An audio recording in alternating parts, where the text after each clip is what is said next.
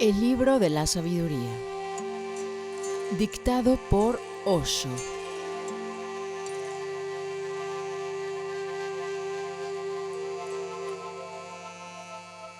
Los 7 puntos del entrenamiento mental de Atisha.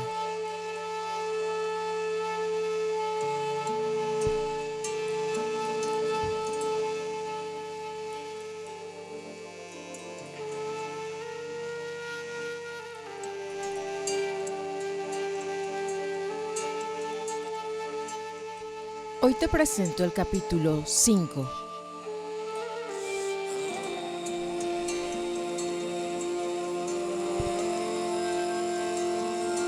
Despierta al esclavo.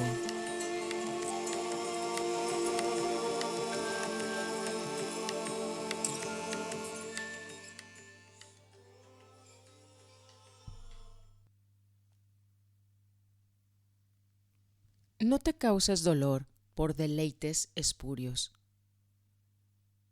Todas las absorciones se efectúan en una. Un método corregirá todo lo incorrecto. Al principio y al final hay que hacer 2 cosas. Sé paciente, ocurra una u otra cosa. Observa 2 preceptos, incluso si con ello arriesgas la vida.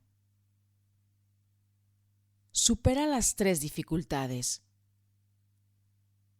Abraza las 3 partes de la causa principal. Medita sobre las 3 cosas que no deben ser destruidas. Haz que las 3 sean inseparables de la virtud.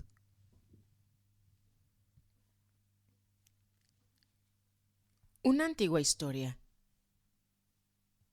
Jesús, el hijo de María, se encontró en una ocasión con un anciano que vivía en las montañas al aire libre, sin cobijo del frío o del calor, y le preguntó que por qué no se había construido una casa.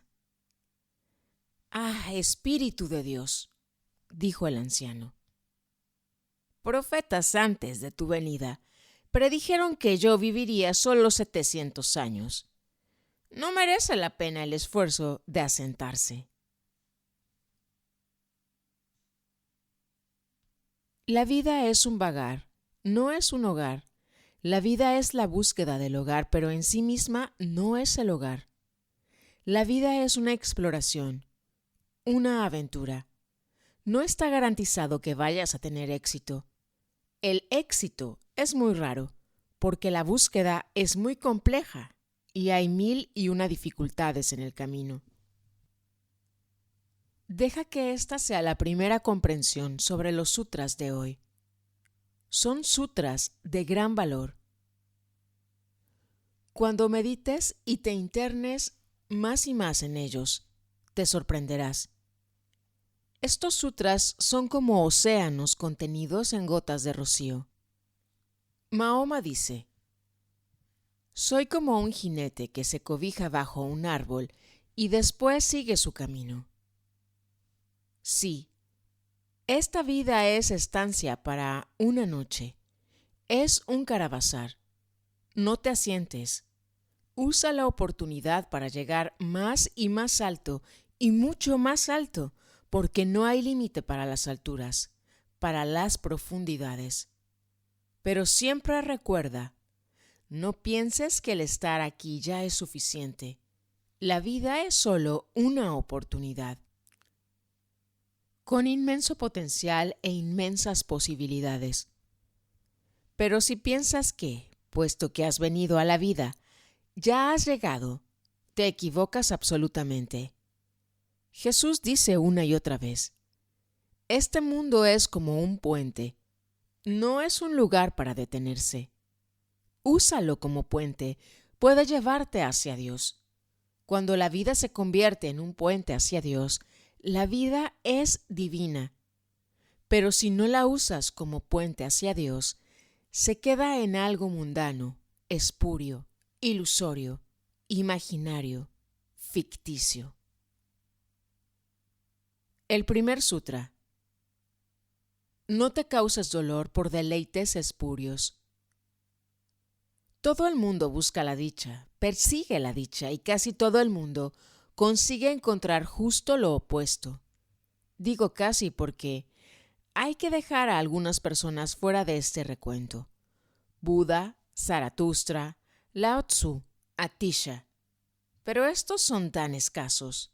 Son excepcionales. Tan solo confirman la regla. Así que digo que casi todo el mundo que busca la dicha encuentra la miseria y el sufrimiento. La gente intenta entrar en el cielo, pero cuando consiguen llegar allí, de repente se dan cuenta de que se trata del infierno. En alguna parte debe haber un gran malentendido. El malentendido es que aquellos que buscan placer encontrarán dolor, porque el placer es solo un camuflaje. Se trata del dolor mismo, escondido detrás de una cortina. El placer es una máscara, lágrimas escondidas en sonrisas, espinas aguardándote en flores. Todo el mundo puede verlo, porque es muy obvio, todo el mundo lo experimenta una y otra vez, pero el hombre es un animal que no aprende nunca. Aristóteles ha definido al hombre como animal racional.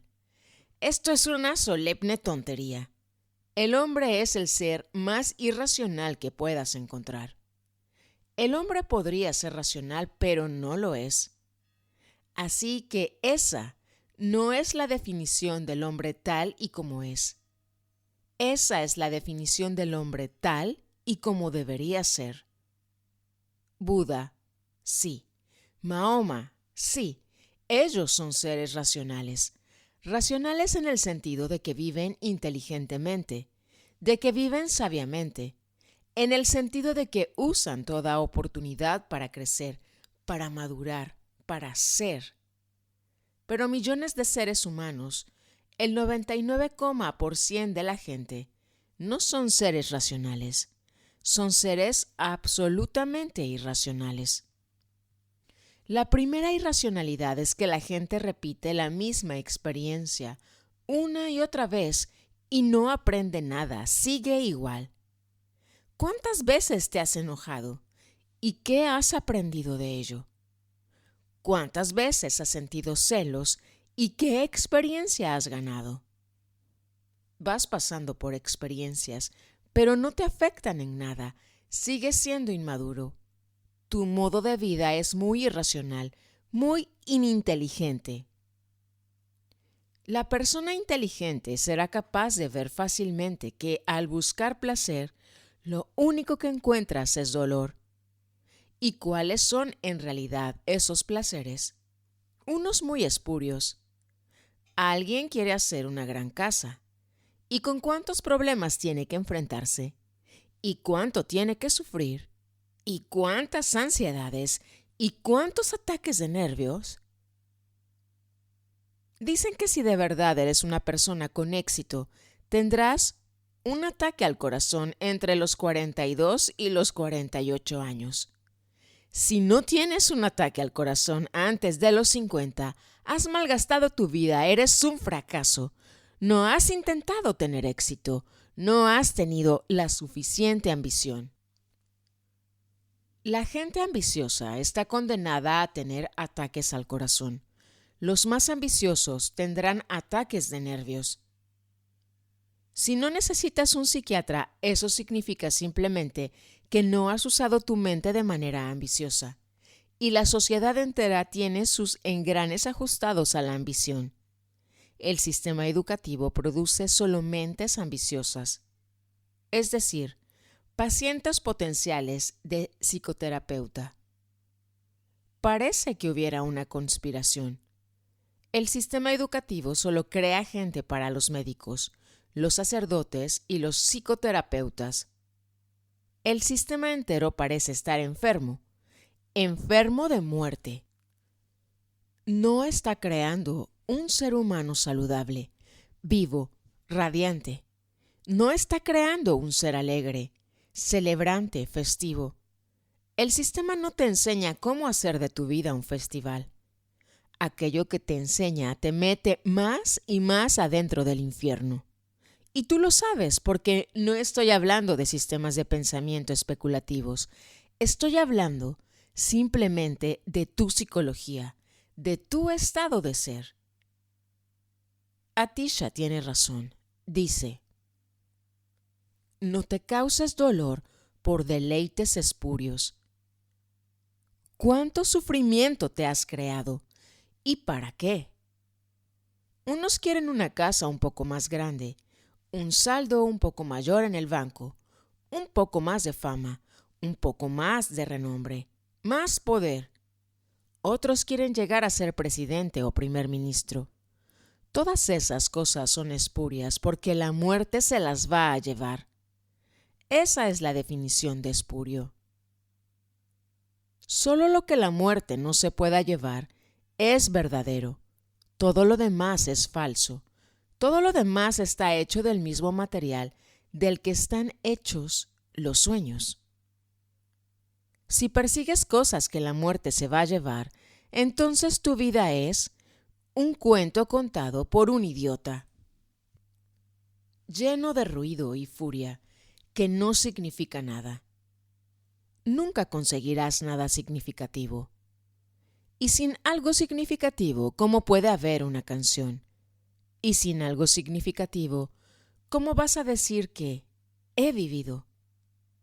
El árbol no ha florecido. El árbol no ha dado sus frutos. ¿Para qué hablar de frutos y flores? Ni siquiera las hojas le han salido. Millones de personas nacen como semillas y mueren como semillas, de la cuna a la tumba. Su historia es la historia de una vida sin rumbo, una historia accidental, y el resultado final es gran dolor. La idea del infierno solo simboliza el gran dolor que te creas mediante un modo de vida incorrecto. Atisha dice: no te causes dolor por deleites espurios. Entonces, ¿qué es lo que hay que hacer?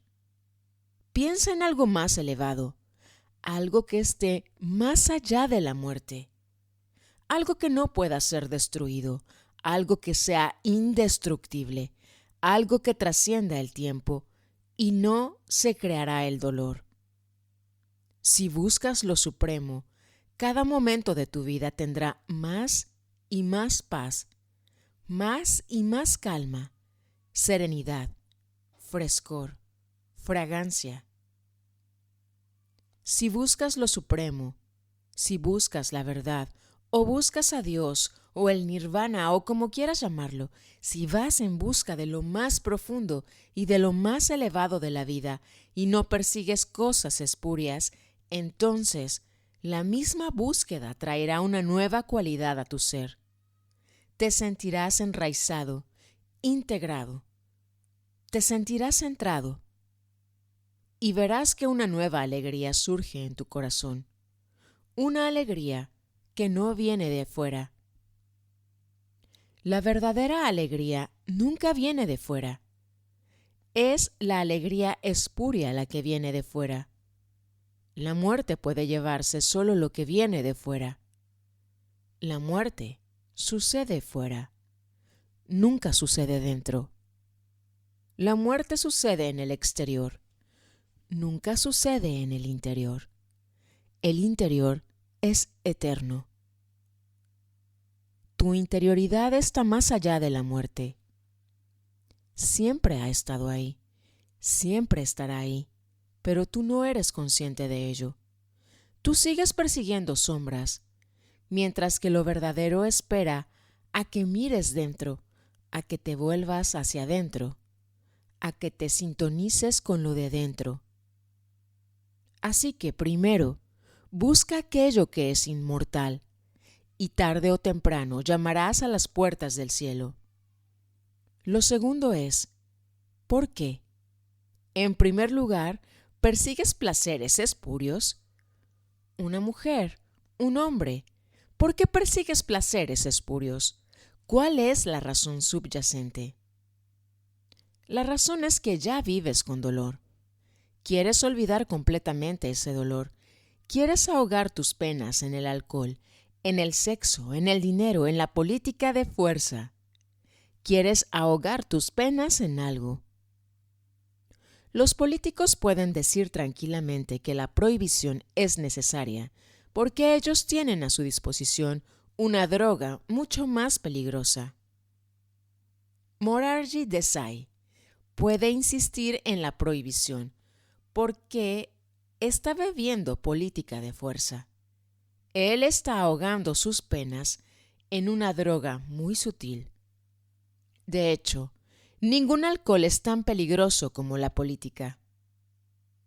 Si algo tiene que prohibirse en el mundo, no es el alcohol, sino la política. ¿Y cuántas personas beben alcohol en India? No más del 7%. Y no hay muchas más personas que son políticas. No creo que puedas encontrar ninguna persona que no sea política. Muy difícil. Tú quizá no te dediques a la política, pero la política es algo muy sutil.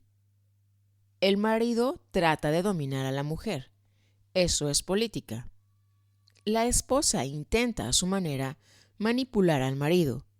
Eso es política. El niño estalla en una rabieta. Quiere el juguete inmediatamente. Eso es política.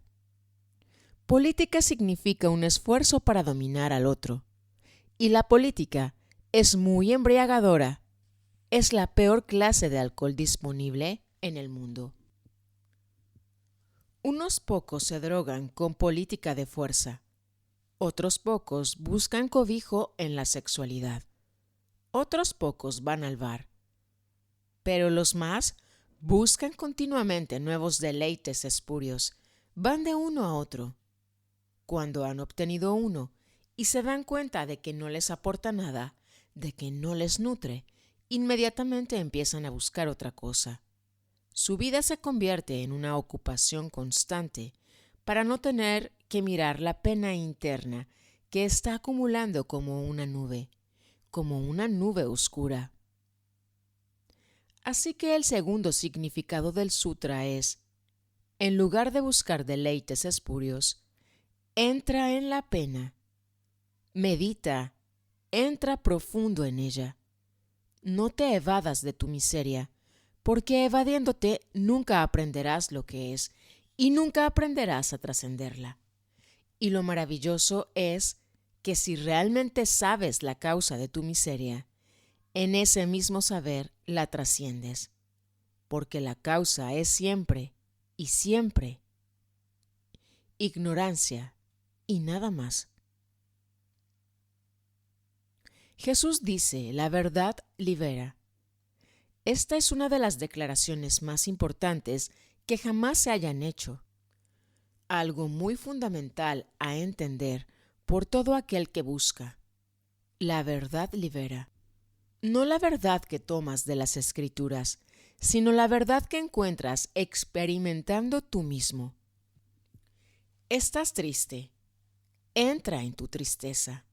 En lugar de evadirte en alguna actividad, en alguna ocupación, en lugar de ir a ver a un amigo o a ver una película o encender la radio o el televisor, en lugar de escapar de la tristeza volviéndole la espalda, deja toda actividad, cierra los ojos, entra en ella, ve lo que ves. ¿Por qué es? Ve la tristeza sin condenarla, porque si la condenas, no serás capaz de verla en todos sus aspectos. Mira sin juzgar, mira sin condenar, sin evaluar. Obsérvala, observa qué es. Mírala como si se tratara de una flor. Triste, una nube, oscura, pero mira sin emitir juicios para que puedas ver todas sus facetas. Y te sorprenderás, cuanto más te internas en la tristeza, más se dispersa ésta. Si una persona puede internarse profundamente en su pena, encontrará que todas las penas se evaporan. En esa evaporación de la pena está la alegría, está la dicha. A la dicha no se le encuentra afuera, yendo contra la pena.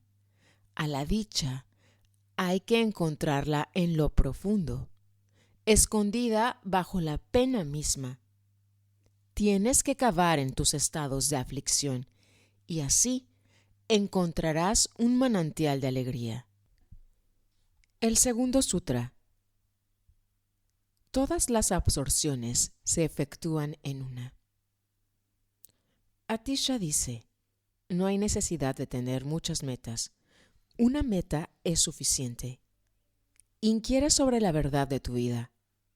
Tan solo una búsqueda es suficiente para liberarte de todas las miserias, sufrimientos, infiernos. Inquiere sobre la verdad de tu ser. Ve todas sus facetas, la ira, la avaricia, la lujuria. Entra en cada una de ellas, y entrando en cada una de ellas siempre y siempre encontrarás la misma fuente de alegría, el mismo manantial de alegría. Poco a poco te convertirás en un festival. Desde fuera no se ha añadido nada, pero te has descubierto a ti mismo. Has entrado en el reino de Dios. El tercer sutra. Un método corregirá todo lo incorrecto. Una meta, la verdad, y un método. ¿Cuál es ese método? Yo lo llamo meditación. Atisha solía llamarlo conciencia. Buda solía llamarlo atención cuidadosa. Estas son diferentes palabras para la misma cualidad, la cualidad de mantenerte atento, alerta, despierto. Atisha es muy matemático. Ningún gran matemático puede ser tan matemático como lo es él. Atisha se mueve paso a paso. Primero, dice, no busques deleites espurios. Eso es extraviarse. No escapes de tu estado de aflicción, entra en él. Deja que esto se convierta en tu única meta, la búsqueda de la verdad de tu ser. Atisha no está hablando de una verdad que habite en alguna parte del firmamento. No está hablando de ninguna verdad filosófica. Está hablando acerca de la verdad que tú eres. Está hablando de ti. Atisha es completamente psicológico. No está hablando de cuestiones metafísicas. A continuación, el método. Atisha es tan rápido. Ni siquiera desperdicia una palabra, ni siquiera una palabra superflua. Atisha es tan telegráfico. Ese es el significado de la palabra sutra. Sutra significa muy telegráfico. En los días en que Atisha escribió estos sutras, había gran necesidad de ser breve, condensado, telegráfico. La gente tenía que recordarlos, porque no había libros, así que lo mejor era crear sutras muy condensados, fáciles de recordar. Un método corregirá todo lo incorrecto. Ese método es la conciencia. Existen muchas enfermedades, pero solo existe una salud. La cualidad de la salud es una, siempre la misma. El bienestar que produce la salud es el mismo en todas las personas. Las enfermedades son millones, las cosas incorrectas muchas, pero la llave que abre todas las puertas, la llave maestra, es solo una. Y en lugar de podar las ramas, en lugar de cortar las hojas, ¿por qué no cortar la raíz misma? Hay mucha gente que poda las ramas y corta las hojas constantemente. A estos se les conoce como moralistas. La persona moral es una persona un poco estúpida.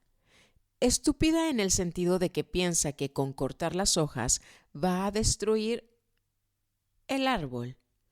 De esta manera no lo va a destruir. Cortas una hoja y el árbol te responde con 3 hojas en su lugar. El follaje se hará más espeso. Cortas una rama y el árbol llevará su savia y sus jugos a otra rama, y esa otra rama se hará más grande y más gruesa. Esto es lo que sucede en tu vida. Alguien está en contra del sexo. Alguien reprime el sexo, corta esa rama. Ahora toda la energía se convierte en ira. Puedes encontrar historias en las escrituras indias como la de Durvasa, un llamado Gran Mahatma, que reprimió totalmente su energía sexual y todo él se convirtió en ira. Se volvió rojo de ira. Y tiene que suceder así. No puedes destruir ninguna energía. Nunca. No es posible. Por la naturaleza misma de las cosas. Las energías solo se pueden transformar, nunca destruir. Si tapas una salida, la energía empezará a fluir por otra. Si cierras la puerta de delante, entonces sale por la de atrás. Y por la puerta de atrás la energía es más peligrosa porque hace de tu vida una vida hipócrita. Hace que tu vida sea doble. Empiezas a vivir de una forma dual. Dices una cosa y haces otra. Muestras una cosa y eres otra.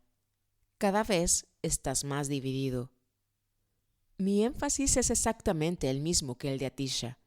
Vienes a mí con 1001 problemas, pero mi respuesta es siempre la misma. Si vienes con ira, digo, sé consciente de ella. Si vienes con avaricia, digo, sé consciente de ella. Si vienes con lujuria, digo, sé consciente de ella. Porque la conciencia corta la raíz misma. ¿Y cuál es la raíz? La inconsciencia es la raíz. Uno puede enojarse solo si es inconsistente. Intenta estar enojado y ser consistente al mismo tiempo y verás que es imposible. O eres consciente y a la ira ya no se la encuentra, o estás enojado y la conciencia ha desaparecido. Hasta ahora nadie ha sido capaz de hacer coincidir las dos cosas al mismo tiempo, y no creo que tú vayas a ser la excepción. Inténtalo. Es posible que creas que están sucediendo las dos cosas simultáneamente, pero si observas minuciosamente, lo verás. Cuando la conciencia está ahí, la ira no está. Cuando la ira está ahí, la conciencia no está. La falta de conciencia es la raíz de toda enfermedad. Por eso la conciencia es la única medicina. Buda dice, soy un médico. Y en una ocasión alguien le preguntó, dices una y otra vez que eres un médico, pero no veo ninguna medicina por aquí. ¿Qué medicinas aplicas? Él dijo, mi medicina es solamente una, ser consciente. Prescribo conciencia. Y la conciencia no la puedes encargar en la farmacia. Tienes que cambiar tu química interna para crearla. Tienes que cambiar tu química interna. Ahora mismo tu química interna funciona de tal manera que produce ignorancia, inconsciencia. Pero esto puede cambiarse, puede desautomatizarse. En los sutras siguientes encontrarás cómo hacerlo, pero recuerda, un método es suficiente para corregir todo el mal. Ese método es ser consciente. ¿Y cómo sabrás que lo has conseguido? La conciencia es algo interno. Está tan profunda que nadie puede verla. Aún así, si te haces consciente, todo el mundo que tenga un poco de inteligencia, que tenga ojos para ver, se dará cuenta de ello. Porque cuando la conciencia sucede en el núcleo interno, la compasión empieza a irradiar. El amor empieza a irradiar. Buda dice, enciende la vela de la conciencia en tu corazón y todo tu ser irradiará compasión. La compasión es la prueba. Recuerda, a no ser que suceda la compasión, debes estar autoengañándote. Debes estar haciendo alguna otra cosa en lugar de ser consciente. Por ejemplo, puedes probar la concentración. La concentración no es conciencia y la persona que la practica nunca mostrará compasión.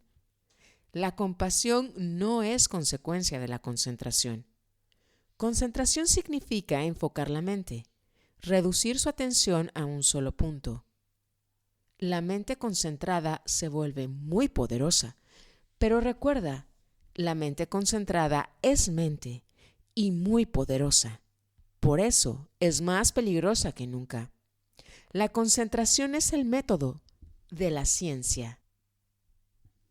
La conciencia es totalmente diferente. La conciencia no es enfocar. La conciencia es un estado de alerta sin foco. Por ejemplo, ahora mismo me estás escuchando. Puedes escucharme de una manera concentrada. Puedes enfocarte en mí. Entonces no escucharás a los pájaros y su canción. Entonces no escucharás el ruido de la calle. Entonces no eres consciente. Entonces tu mente se ha estrechado mucho. La conciencia no es el estrechamiento de la mente, sino la desaparición de la mente. El estrechamiento de la mente hace que la mente sea más mente. Por eso la mente hindú es más mente. La mente maometana es más mente. La mente comunista es más mente, porque todas ellas son estrechamientos. Unos están enfocados en el capital o en el manifiesto comunista. Otros están enfocados en el Corán o en el Dhammapada. Otros en el Gita, otros en la Biblia. Gente enfocada. Esta gente crea mentes estrechas en el mundo, crea conflicto. Esta gente no aporta compasión. Las religiones han existido durante miles de años, pero la compasión es todavía un sueño. No hemos sido capaces de crear un mundo que sepa lo que es el amor, que sepa lo que es la amistad, la hermandad. Sí, hablamos de ello. Hablamos demasiado acerca de esas bellas cosas. De hecho, la charla se ha vuelto nauseabunda. Esa charla le pone a uno enfermo. Tendría que parar. Basta de charlas sobre la hermandad y el amor y esto y lo otro. Hemos hablado de ello durante miles de años, sin que haya servido de nada. La razón es que la mente concentrada se vuelve una mente estrecha, se vuelve más mente. Y el amor no es una función de la mente. El amor es una función de la no mente. O llámalo corazón, que significa lo mismo. No mente y corazón son sinónimos. Ser consciente significa escucharme, sin enfocarse. Alerta, por supuesto, sin dormirse, pero alerta a estos pájaros, a su canto. Alerta al viento que corre entre los árboles. Alerta a todo lo que está sucediendo. La concentración excluye mucho, incluye poco. La conciencia no excluye nada, lo incluye todo. La conciencia es un estado de no mente. Eres, pero no estás enfocado. Eres tan solo un espejo que lo refleja todo, que devuelve la vibración de todo, como un eco. Ves su belleza y su silencio y su quietud. De repente eres, pero no eres. Y el milagro comienza a suceder. En este silencio sentirás compasión, compasión por todos los seres que sufren. Y esto no es necesario practicarlo, viene por sí mismo. Atisha dice, conciencia en el interior, compasión en el exterior. La compasión es la cara externa de la conciencia, lo exterior de la conciencia. La conciencia es tu interioridad, tu subjetividad. La compasión es el relacionarte con los demás. El compartir con los demás. El cuarto sutra. Al principio y al final hay que hacer dos cosas. Con principio se quiere indicar la mañana, con final la noche. Por la mañana recuerda una cosa, dice Atisha, que un nuevo día, una nueva oportunidad, te ha sido concedida desde nuevo. Siéntete agradecido. La existencia es tan generosa. Has desperdiciado tantos días y se te ha concedido un día de nuevo. La existencia tiene puestas en ti tantas esperanzas. Has estado desperdiciando y desperdiciando sin hacer nada. Has desperdiciado tantas valiosas oportunidades, y tiempo y energía, pero la existencia todavía tiene esperanzas. Se te concede un día más. Atisha dice, por la mañana recuerda, es un nuevo día, un nuevo comienzo. En lo profundo de tu corazón, toma la decisión de que hoy no voy a malgastar esta oportunidad. Basta ya. Hoy voy a ser consciente. Hoy voy a estar alerta. Hoy voy a dedicar tanta energía como sea posible a una sola causa, la causa de la meditación. Meditaré en todos mis actos.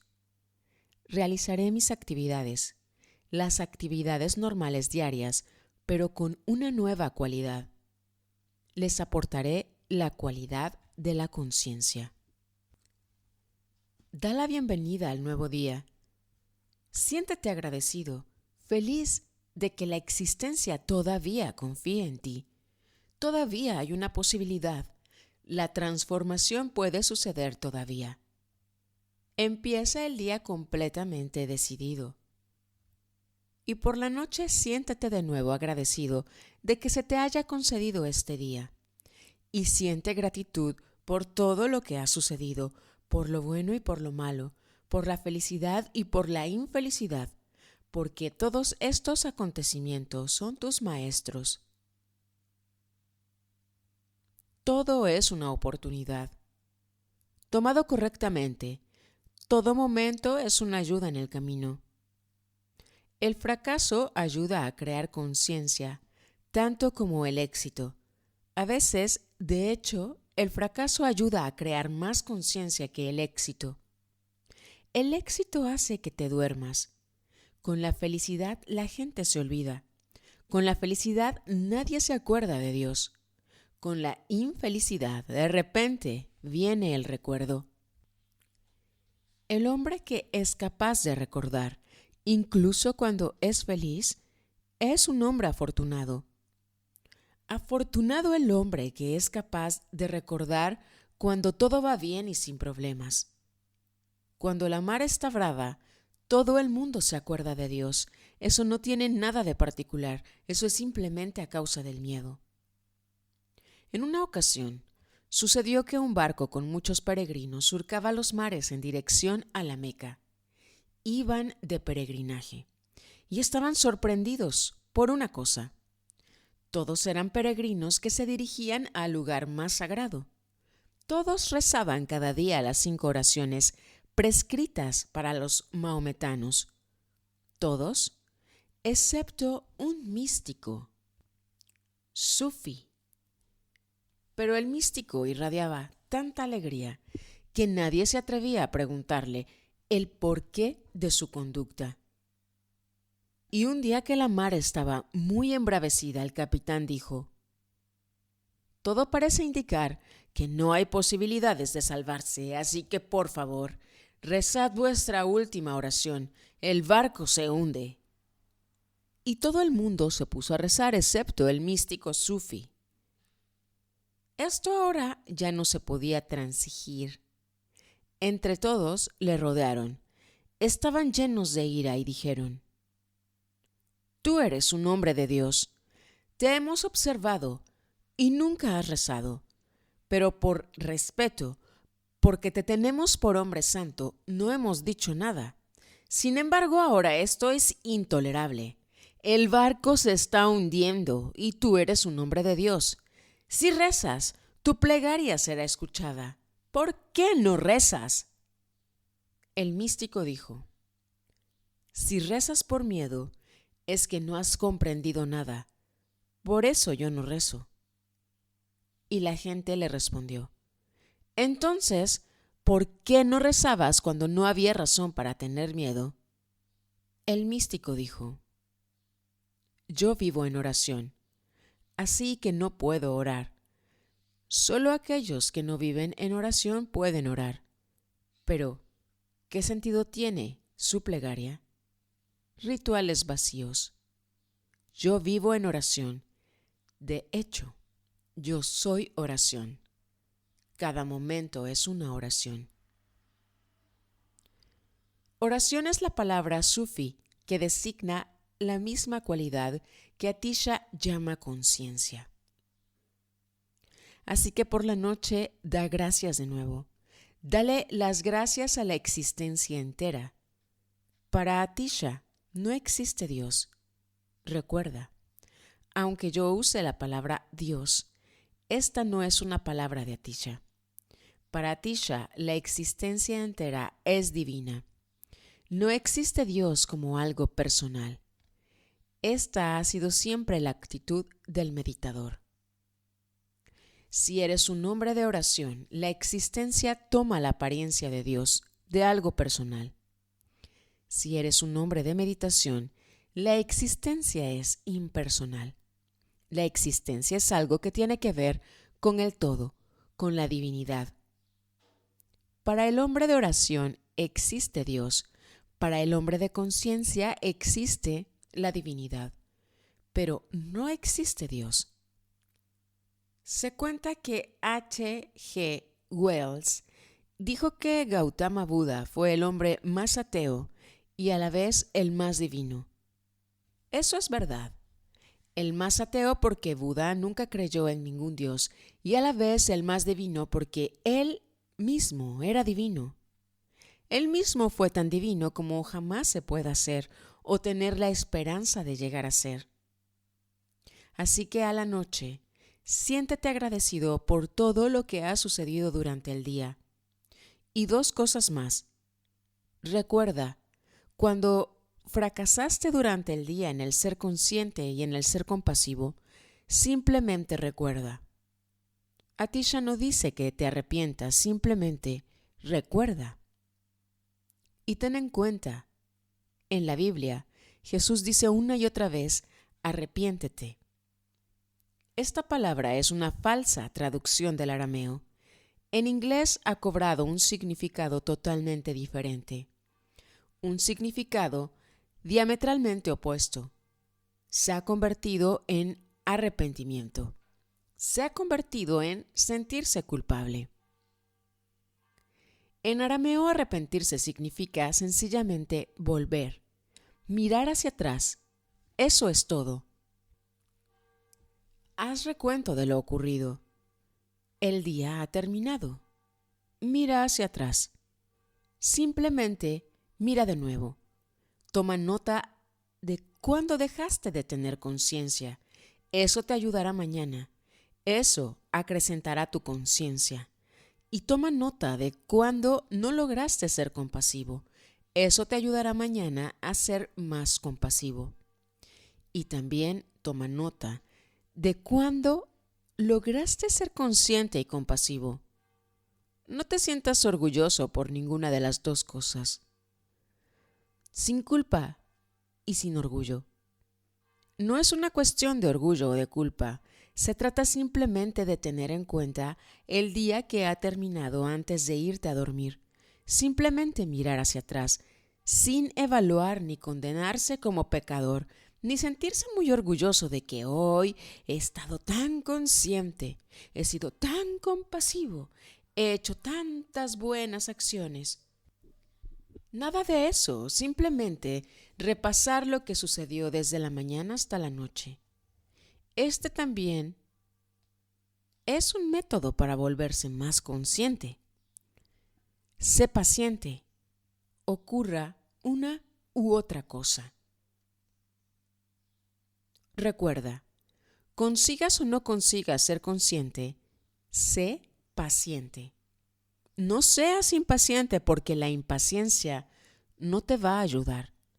Tan solo observa pacientemente y espera con tremenda confianza en que si esto puede suceder, más es todavía posible. Otra hoja nacerá mañana, otra flor nacerá mañana. También recuerda que este cuerpo no es el único cuerpo. Tú ya tuviste muchos cuerpos y vas a tener muchos más en el futuro. No hay prisa. Sé paciente, porque la prisa solo altera las cosas. La prisa no te va a ayudar, te va a obstaculizar. Observa 2 preceptos, incluso si con ello arriesgas la vida. Estos 2 preceptos de la conciencia y la compasión son tan valiosos que incluso si en alguna ocasión tienes que sacrificar tu vida por ellos, merece la pena. La vida no es sino una oportunidad para lograr la conciencia y la compasión. Si no la alcanzas, la conciencia y la compasión, ¿para qué seguir viviendo? No tiene sentido. Tan solo medita sobre ello. Si uno está tan decidido, tan determinado, tan profundamente comprometido a ser consciente y compasivo, que está dispuesto a sacrificar su vida, ¿permanecerá mucho tiempo inconsciente? Imposible. En este mismo momento, si existe esa intensidad, la conciencia surgirá de esa intensidad. Esa intensidad estallará en una luz interna y de esa luz el resplandor de la compasión. La vida en sí misma no tiene sentido.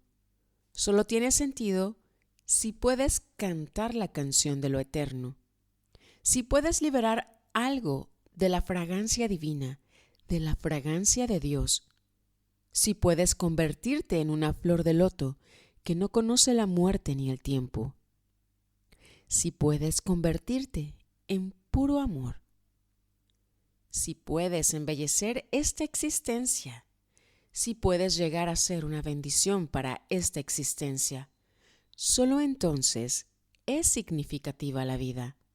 De lo contrario, no tiene sentido, es como un lienzo en blanco. Puedes acarrearlo toda la vida y puedes morir aplastado por su peso, pero ¿qué sentido tiene? Pinta algo en él. El sentido de la vida hay que crearlo. El sentido no viene dado. Se te entrega la libertad, se te entrega la creatividad, se te entrega la vida. Se te entrega todo lo que se necesita para darle sentido. Se te entregan todos los ingredientes esenciales para darle sentido. Pero el sentido no se te da. El sentido tienes que crearlo tú.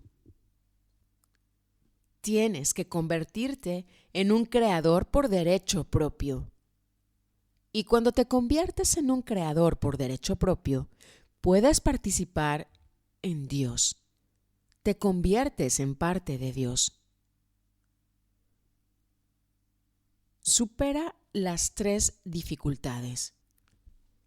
Hay 3 dificultades en hacerse consciente. Entenderlas es esencial para todo el que busca. De hecho, todo el mundo se hace consciente, pero solo cuando el acto ha terminado. Te enojaste. Le diste una bofetada a tu mujer o le tiraste una almohada a tu marido. Después, cuando el acaloramiento ha pasado, cuando el momento ha pasado, te vuelves consciente, pero ahora ya no tiene sentido, ahora ya no se puede hacer nada.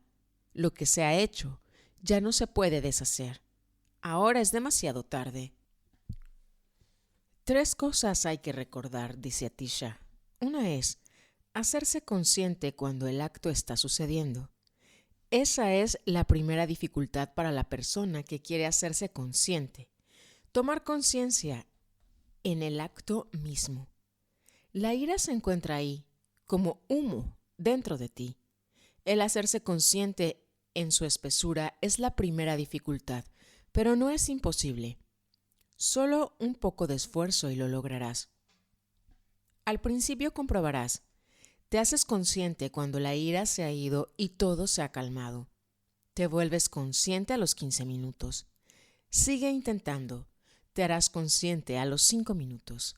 Sigue intentando y te harás consciente justo cuando la ira se esté evaporando. Inténtalo un poco más y te harás consciente exactamente en la mitad del suceso. Y ese es el primer paso. Sé consciente en el acto. A continuación, el segundo paso, que es incluso más difícil porque ahora te metes en aguas más profundas. El segundo paso o la segunda dificultad es lo que Atisha llama recordar antes del acto.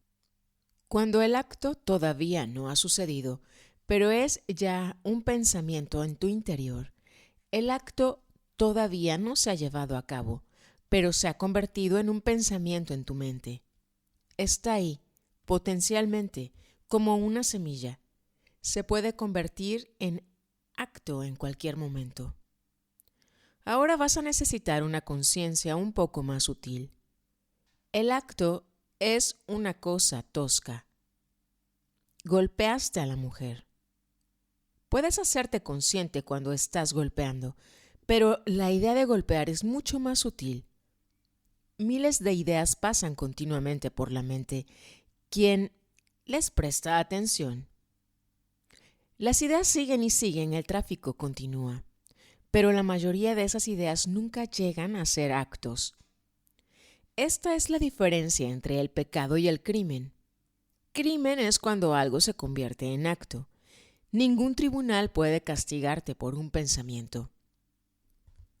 Puedes pensar en asesinar a alguien, pero ninguna ley te puede castigar por ello.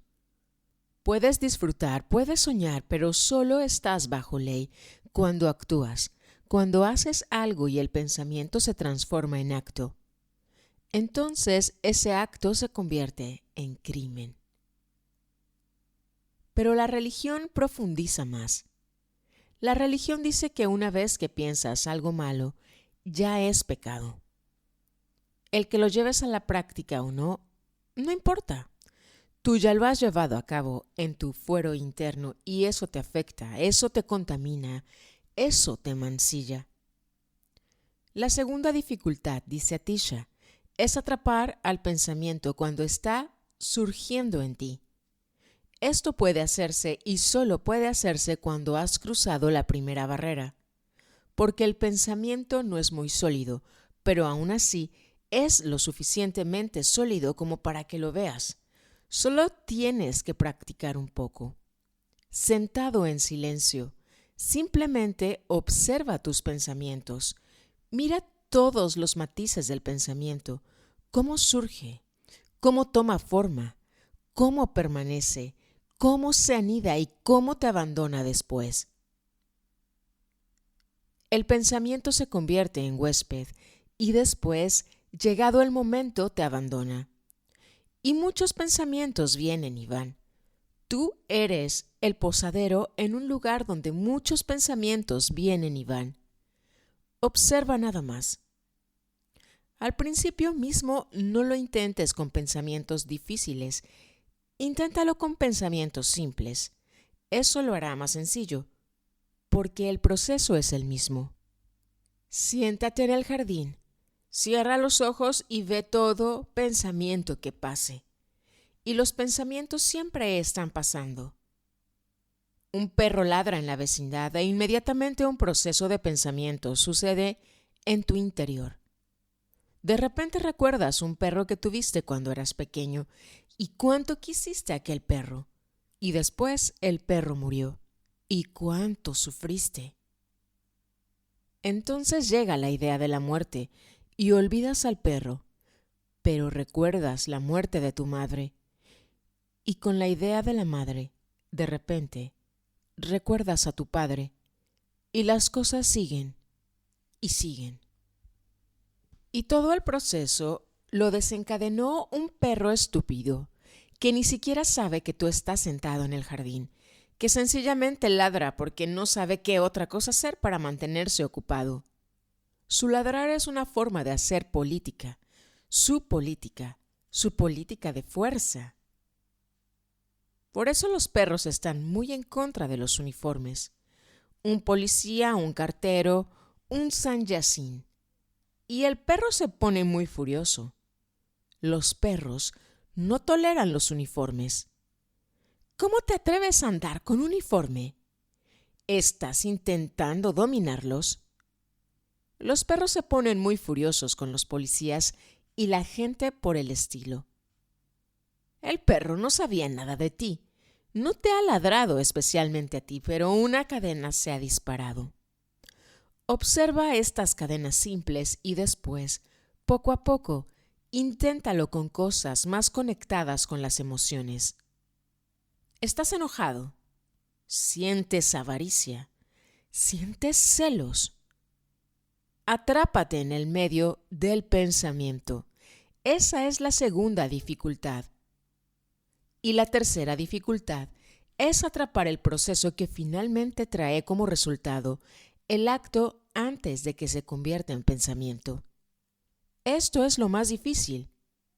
Ahora mismo ni siquiera puedes concebirlo.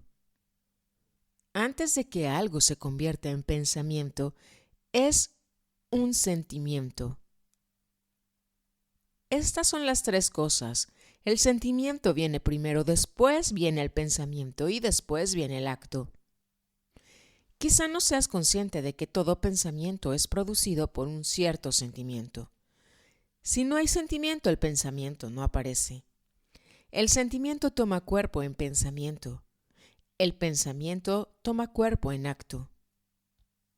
Ahora tienes que hacer casi lo imposible, atrapar a un cierto sentimiento. ¿No lo has observado algunas veces? No sabes por qué te sientes molesto. No hay realmente ningún pensamiento que lo cause, pero te sientes molesto. Algo se está preparando de manera subterránea. Algún sentimiento está ganando fuerza. A veces te sientes triste. No hay razón para que te sientas así y tampoco hay pensamiento que lo provoque. Aún así, la tristeza está ahí, como una sensación generalizada. Eso significa que un sentimiento está tratando de emerger a la superficie. La semilla del sentimiento está enviando sus hojas desde el suelo. Si eres capaz de hacerte consciente del pensamiento, entonces, tarde o temprano, serás consciente de los sutiles matices del sentimiento. Estas son las tres dificultades. Atisha dice, supera las tres dificultades. Y si puedes hacer estas tres cosas, de repente entrarás en el núcleo más profundo de tu ser. La acción es lo más lejano del ser. Después viene el pensamiento. Después viene el sentimiento. Y en el sentimiento, escondido en el sentimiento, está tu ser. Ese ser es universal. Ese ser es la meta de todos los meditadores, la meta de todos aquellos que rezan. A ese ser puedes llamarle Dios, Atman, yo, no yo. Llámalo como quieras, pero esa es la meta y hay que pasar estas tres barreras. Estas tres barreras son como tres círculos concéntricos alrededor del centro de tu ser. Ahora un sutra muy importante. Los tres últimos sutras son sencillamente oro. Guárdalos en tu corazón, te van a nutrir, te van a fortalecer, te van a transformar. Particularmente para mis sanyasins, esos sutras son de un valor inmenso. abraza las tres partes de la causa principal. ¿Cuáles son esas tres partes de la causa principal? En la tradición de Buda hay tres cobijos famosos: Buddham Sharanam, Gacchami. Me postro a los pies del Buda. Me entrego al Buda. Sangam, Sharanam, Gacchami. Me postro a los pies de la comuna. Me entrego al campo de energía del Buda. Dhammam, Sharanam, Gacchami. Me entrego a la ley última, ley que está personificada por el Buda y que es lo que la comuna persigue. Es la ley que se ha hecho manifiesta en el Buda y es la indagación de la comuna. Estas tres cosas son las más importantes para el que busca: el maestro, la comuna y el Dhamma o Tao, logos, ley última. A no ser que estés en contacto con alguien que ha llegado, es casi imposible que crezcas. Los obstáculos son millones, los peligros muchos. Muchas son las puertas falsas, muchas las tentaciones. Con toda probabilidad te vas a extraviar, a no ser que estés en compañía de alguien que conoce el camino, que ha viajado por el camino, que ha llegado. Es casi imposible que alcances la meta, a no ser que tus manos estén en las manos de alguien en quien confías, al que te puedas entregar. Acabarás extraviándote. La mente crea tantas tentaciones y son tan seductoras. Su poder es tan magnético que a no ser que estés en el campo de energía de alguien cuyo magnetismo es más poderoso que cualquier tipo de tentación, es imposible alcanzar la meta. Ese es el porqué de hacerse discípulo. Buddham Sharanam Gacchami. Me postro a los pies del maestro. El maestro es una fuerza magnética tal que el entregarte a él se convierte en tu protección. Por eso le llama cobijo. Entonces estás seguro. Entonces estás bajo custodia. Entonces estás protegido. Entonces tu mano está en manos que saben dónde llevarte, qué dirección indicarte. Lo segundo es la comuna. Todos los Budas crean una comuna, porque sin la comuna un Buda no puede funcionar. Una comuna significa su campo de energía. Una comuna significa a la gente que se ha unido a él. Una comuna significa una sociedad que sustituya a la sociedad mundana común y corriente, que persigue deleites espurios. Una comuna que está abierta a todo el mundo. Un pequeño oasis en el desierto del mundo. Eso es la comuna creada por un Buda. Un pequeño oasis donde la vida se vive con una sensibilidad totalmente diferente, con una visión totalmente diferente, con una meta totalmente diferente, donde la vida se vive con un propósito, con significado, donde la vida se vive con método, aunque para los de afuera pueda parecer locura, pero esa locura lleva dentro su método, donde la vida se vive con devoción, con alerta, con conciencia, despierto, donde la vida no es accidental, donde la vida empieza a ser más y más un crecimiento en cierta dirección, hacia un cierto destino, donde la vida ya no es una madera a la deriva. Y lo tercero es el Dhamma. Dhamma significa verdad.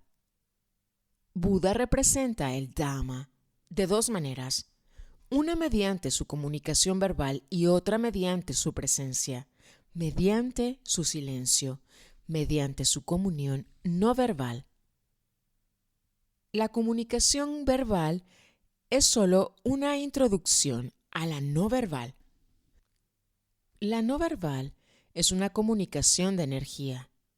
La verbal es solo preparatoria. Te prepara para que puedas permitir que el maestro se comunique contigo por medio de la energía, porque con este tipo de comunicación se entra ciertamente en lo desconocido. La comunicación por medio de la energía necesita gran confianza, porque no sabrás en absoluto a dónde vas. Serás consciente de que vas a alguna parte. Serás consciente de que te están conduciendo a alguna parte. Serás consciente de que algo de tremenda importancia está sucediendo, pero todavía no tienes el código para saber exactamente qué es. No tienes ninguna experiencia para reconocerlo. Viajarás a territorios que no figuran en el mapa. El Buda representa el Dhamma, la verdad, de dos maneras. Verbalmente se comunica con los estudiantes, no verbalmente, mediante el silencio, mediante la energía, se comunica con los discípulos. Y después viene la unidad suprema, donde ni la comunicación ni la comunión se necesitan, porque se ha conseguido la unidad. Allí es donde el maestro y el discípulo se han vuelto uno, donde el discípulo es tan solo una sombra, donde no hay separación. Estas son las tres etapas del crecimiento: estudiante, discípulo, devoto. Medita sobre las tres cosas que no deben ser destruidas. El Buda, la Sangha, el Dhamma. Medita sobre estas tres cosas que no deben ser destruidas. El mundo estará muy en contra de estas tres cosas. El mundo tenderá a destruirlas. Aquellos que aman la verdad, aquellos que realmente la buscan, que exploran, harán todo lo posible por proteger estas tres cosas. Primero, el Buda. ¿Por qué crea el mundo tantas dificultades para el Buda? No importa dónde aparezca, no importa en qué forma aparezca: Krishna, Cristo, Atisha, Tilopa, Saraha. El Buda puede aparecer en cualquier forma. Con Buda, con estado búdico, quiero decir conciencia, despertar. Siempre que sucede el despertar, el mundo entero se convierte en su antagonista. ¿Por qué? Porque el mundo entero está dormido. Hay un proverbio árabe: no despiertes al esclavo, porque quizá esté soñando que es libre. No despiertes al esclavo, quizá está soñando que es libre, que ya no es esclavo. Pero el Buda dirá: despierta al esclavo, aunque esté teniendo sueños hermosos de libertad. Despiértale y hazle ver que es esclavo, porque solo mediante esa conciencia puede de verdad liberarse. El mundo está completamente dormido y la gente está disfrutando sus sueños, está decorando sus sueños, está haciendo que sus sueños tengan más y más colorido, está haciendo que sus sueños sean psicodélicos. Entonces viene un hombre que empieza a gritar desde los tejados: despertad.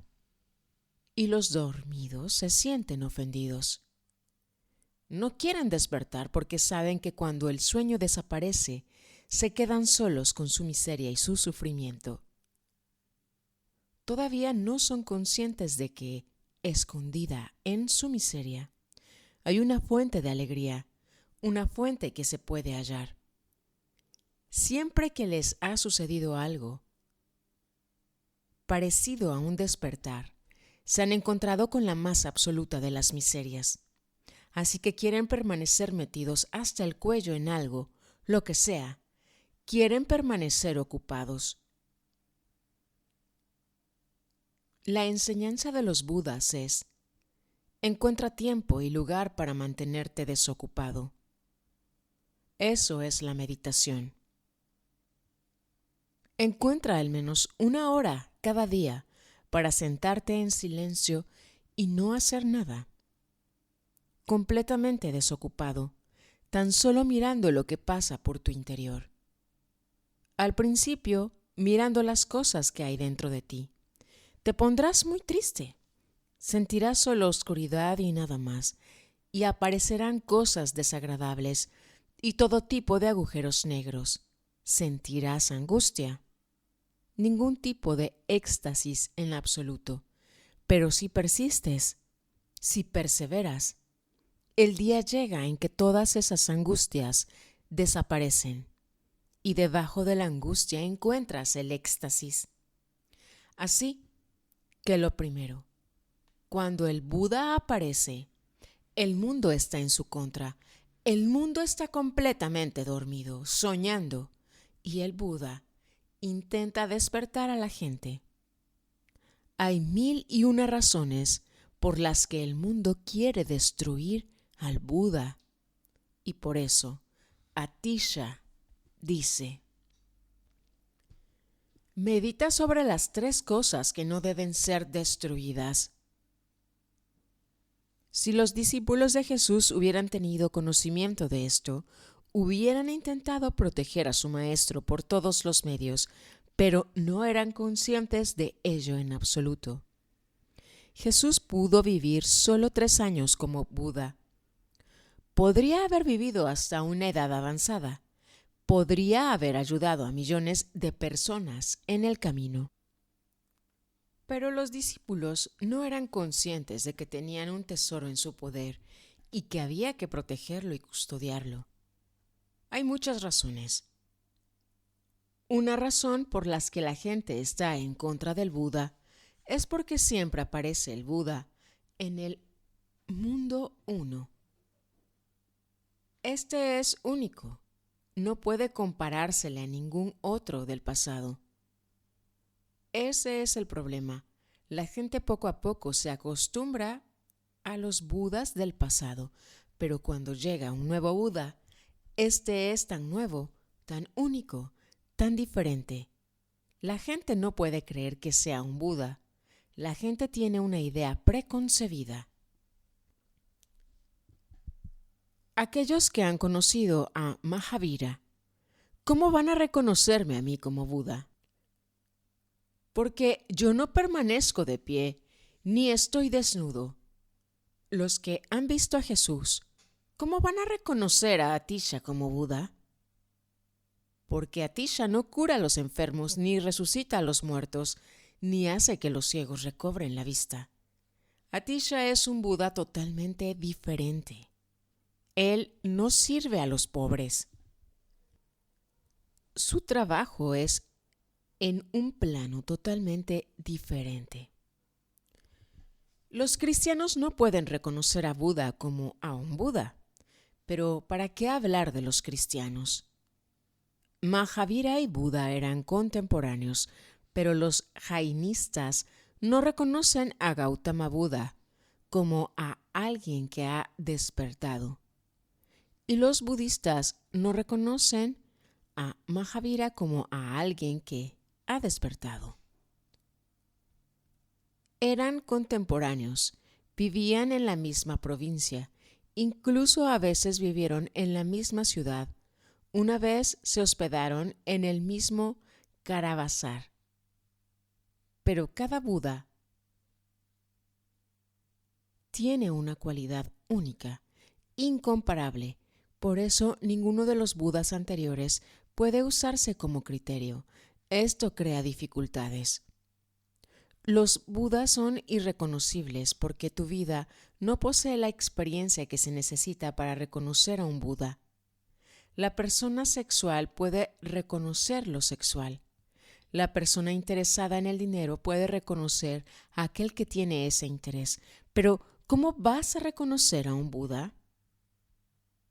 No tienes experiencia alguna de la conciencia. En el Buda solo verás tu propia mente reflejada. Es natural. El Buda no hace concesiones. Eso crea problemas. El Buda no puede hacer concesiones. La verdad no puede transigir con ninguna mentira. Mentiras de conveniencia. El Buda no parece ser muy sociable y algunas veces parece ser antisocial. El Buda nunca satisface las esperanzas de las multitudes. No puede. No está aquí para seguirte a ti. Solo hay una manera. Si quieres estar con él, puedes seguirle. Si no, fuera. El Buda no puede satisfacer tus esperanzas. Tus esperanzas son necias. Tus esperanzas son tus esperanzas, nacidas de la falta de conciencia y la ceguera. ¿Qué valor pueden tener? El Buda es siempre rebelde, antitradicionalista, inconformista. Eso crea problemas. El Buda no pertenece al pasado. De hecho, el futuro le pertenece a él. El Buda siempre se adelanta a su tiempo. El Buda es un nuevo nacimiento de Dios. Todo esto es suficiente para que una sociedad de ciegos, locos, hambrientos de poder, ambiciosos egoístas, todo tipo de neuróticos, psicópatas. Todo esto es suficiente para que esa multitud se agrupe y destruya cualquier posibilidad de que un Buda exista. Y también están en contra de la Sangha, incluso todavía más en su contra. Pueden tolerar a un Buda si está solo. Ellos saben que está solo. ¿Qué puede hacer? Han tolerado a Krishnamurti más fácilmente de lo que me toleran a mí. ¿Qué puede hacer Krishnamurti? Puede venir y hablar y la gente le escucha y le han estado escuchando durante 50 años. Y no ha sucedido nada. Así que puede hablar unos pocos años más. Con él no hay por qué preocuparse. Yo también he estado solo, viajando por todo el país de un rincón a otro. Casi 3 semanas al mes en el tren, en el avión. Estaba continuamente viajando y no había gran problema. El día en que empecé Sannyas, la sociedad se puso en estado de alerta. ¿Por qué? Porque crear un campo de energía búdica, generar una sangha, significa que ahora estás creando una sociedad paralela. No eres un simple individuo. Estás ganando poder. Puedes hacer algo. Ahora puedes crear una revolución. Así que la gente quiere destruir todas las comunas. ¿Sabías que las comunas no tienen una vida muy larga? Muy raramente sobrevive una comuna. Muy raramente. Se han creado comunas millones de veces y la sociedad las destruye tarde o temprano, y más temprano que tarde. Pero unas pocas comunas han sobrevivido. Por ejemplo, la comuna de Buda todavía continúa. No con la misma pureza. Le ha entrado mucha basura. No es la misma agua cristalina que puedes ver en Gangotri, donde nace el Ganges. Ahora la comuna de Buda es como el Ganges en las proximidades de Benares. Sucio, con cadáveres flotando. Le han vertido todo tipo de basuras, pero todavía está vivo. Muchas comunas han desaparecido completamente. Por ejemplo, ninguna comuna de Lao Tzu ha sobrevivido. Ninguna comuna de Zaratustra ha sobrevivido. Sí, unos pocos seguidores andan por ahí, pero no existen comunas. Ninguna comuna de Saraja, de Tilopa, de Atisha ha sobrevivido. Todos ellos crearon comunas, pero la sociedad es realmente grande, enorme, poderosa. Cuando el maestro está vivo, Quizá la comuna pueda sobrevivir, pero una vez que el maestro se ha marchado, la sociedad empieza a destruir la comuna desde todas las direcciones posibles. Atisha dice: medita sobre las 3 cosas que no deben ser destruidas. Y la tercera es el Dhamma, la verdad. El mundo está en contra de la verdad. El mundo vive de mentiras. Las mentiras son muy cómodas, muy seguras, acogedoras. Y puedes crear mentiras a tu medida, de acuerdo a tus necesidades. La verdad nunca es a tu medida. Tú tienes que hacerte a la medida de la verdad y eso es difícil. Mucha masa compacta de tu ser habrá que cortar para que encajes en la verdad. Tendrás que dejar tu ego para poder entrar en el templo de la verdad. Las mentiras son maravillosamente hermosas, no cuestan mucho, las hay por todas partes. Puedes ir de compras y adquirir montones de mentiras, tantas como quieras. Y lo mejor es que ellas se ajustan a ti. Nunca requieren que tú te ajustes a ellas. Son muy amables, no requieren nada de tu parte, no te exigen, no te obligan a comprometerte. Están listas para servirte. La verdad no puede servirte. Tú tendrás que servir a la verdad. Atisha te entrega una profunda comprensión. Particularmente, mis sannyasins tienen que recordarlo, tienen que meditar sobre ello. La comuna está aquí. La comuna ha empezado a suceder. La verdad se está compartiendo. Ahora tú tienes que ayudarla a sobrevivir. Ahora tú tienes que protegerla para que pueda vivir mucho tiempo y servir a la humanidad durante mucho tiempo. Y el último sutra. Haz que las 3 sean inseparables de la virtud. Deja que esto sea tu virtud, tu religión. Servir al Buda, servir a la comuna, servir a la verdad. Deja que esto sea tu única virtud, tu única religión. Por hoy es suficiente.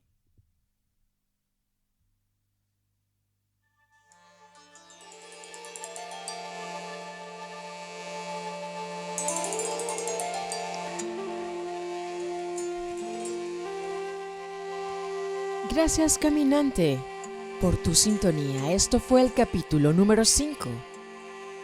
Despierta al esclavo.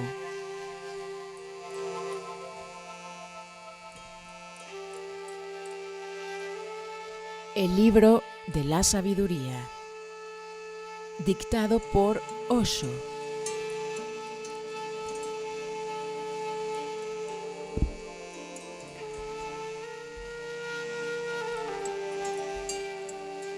Los 7 puntos del entrenamiento mental de Atisha.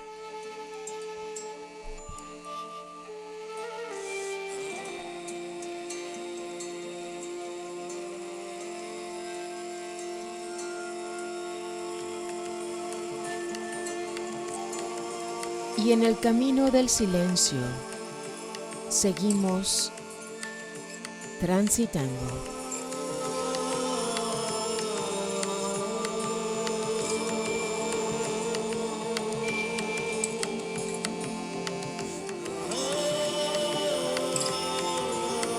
Respirando un jueves 24 de julio del año 2025. 7:47 horas de la noche. Noche fría de invierno en el hemisferio sur de Avianáhuac. Transmitiendo energía fina desde la Laguna Espejo, provincia de Buenos Aires, Argentina.